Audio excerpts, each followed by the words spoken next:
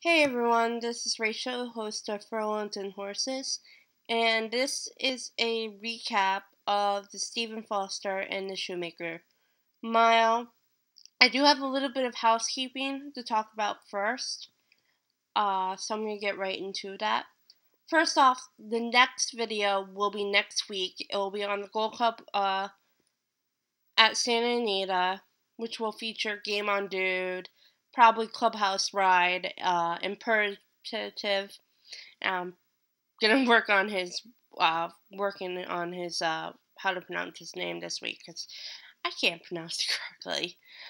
Those will probably be your three big horses in the race. I'm sure there'll be several others entered. All eyes will be on Game on Dude, whether he can get his third Gold Cup win. Of course, this is the first though at Santa Anita. Where he's already won the Big Cap this year. Secondly, there'll be a couple of videos coming up in the next couple weeks on my home track, Delaware Park. Delaware Oaks will be the week of the first weekend in July, and the Delaware Handicap, which is a Grade 1 mile and a quarter, will be the second week of July. No word on who is pointing to the Del Cap, but possibly Princess of Silmar, who has already have a win at a mile and a quarter, will be among the entries. Of course, no Royal Delta this year, so there'll be, for the first time in 3 years, including the year that she was Oaks eligible, but she didn't go. There'll be a different winner. She won in 2012 and 2013. So that's the videos. Thirdly, actually, I had planned to do Royal Ascot videos. Of course, I just didn't get a chance to do them. But I do have a couple of European races on tap to do videos about. A couple of them are winning your ins, so stay tuned for those. Those will be in like July and August though. And then finally, if you had looked at the Road to the Breeders' Cup blog, and I'll have a link to the blog as well as to my regular blog, Furlong Drive, in the down bar, then you know I've already put out the first top horse rankings for both the Classic and the Distaff. The next rankings will be in 2 weeks, not next week, because next week's going to be the Gold Cup, but the week after. I'll have a new rankings for the Classic only, because there won't be a big distaff race until the Del Cap. So what I decided to do is do the Classic in 2 weeks, and then do the distaff rankings after the Del Cap. So that's just a little bit of housekeeping I wanted to talk about. So to the races. These aren't going to be in depth because the races were run almost a week ago. But I just wanted to do a video about talking about how I felt about those races.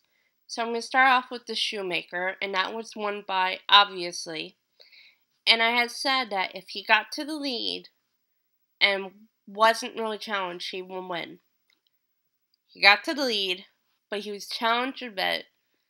The closers just were not fast enough to catch him. Summer Front finished in second, and Tom's Tribute was third. So I was wrong about Jack Milton, and I was wrong about Winning Prize. But I was right about Obviously saying that if he got to the lead, he would probably win.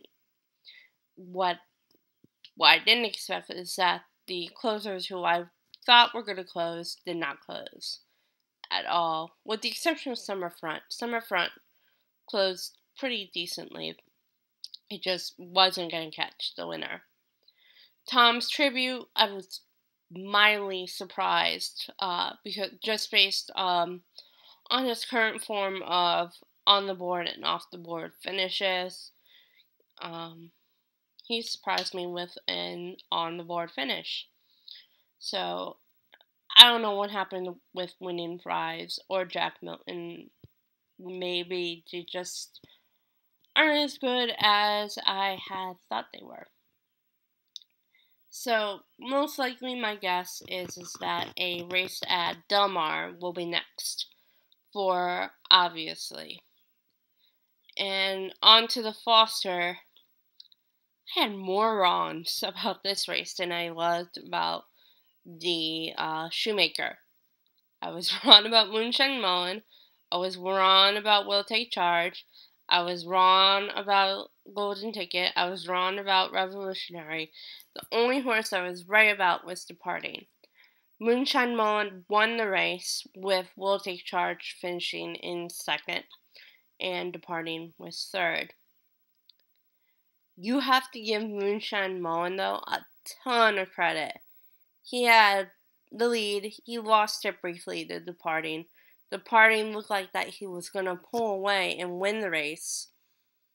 And then Moonshine Mullen fought back. And Will Take Charge rebounded well from his poor Alashiba loss. So he really is a bit of an enigma sometimes. But he's run well this year, so hopefully he does not run again until the Whitney, even better the Woodward, which is at the end of the Saratoga meet. And the other reason why I'm thinking he'll miss the Whitney is to avoid Palace Malice, who is red hot. I don't think he can be beat this year, but we'll see. The Whitney might end up being his downfall. And actually, speaking of the winner, Moonshine Mullen, he is also going to be going to Saratoga, but sounds like, as of this moment, they're going to try to avoid Palace Malice as much as possible. So he is more likely, I'm thinking, a Woodward contender than a Whitney. Yeah.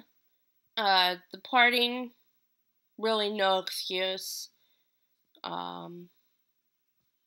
We'll see if he goes back to the drawing board and goes to like a grade 2 or something. And then tries to grade 1 horses again. Later, no excuse for Revolutionary. Really disappointing about Golden Ticket because he had been running pretty well recently. So yeah, it was that kind of Saturday for my picks. I had the right ideas, just the wrong horse. So just to wrap up this recap video, the big news for this week is that according to the Courier Journal, Keeneland will be receiving the 2015 Breeders' Cup, 2016 to Santa Anita, 2017 to Del Mar. Of course, this big news for Keeneland and Del Mar. Neither has ever hosted the Breeders' Cup.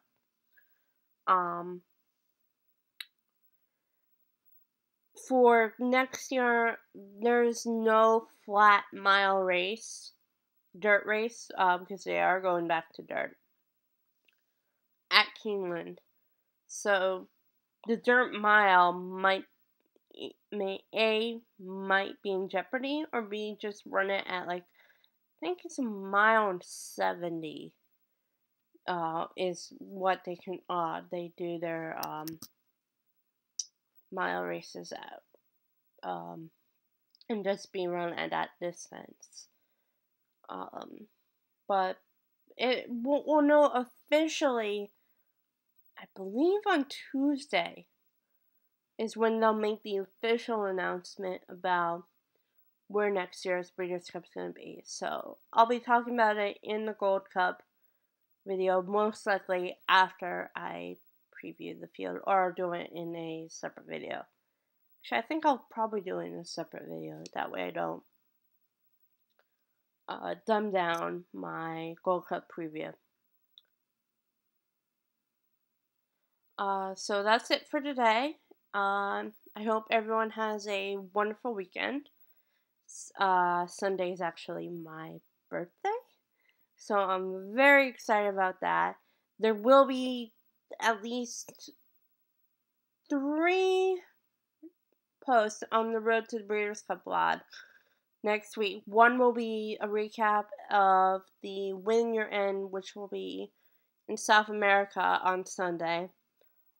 Gold Cup preview, and then Gold Cup recap. For one drive, I'm not 100% sure of how many posts I'm going to have yet. Probably just 1 or 2, maybe 3, because it is my birthday. Pedigree look post will be coming next week. Will definitely be one of them. And then after that, I have no idea yet. Because July looks like it might be a little crazy.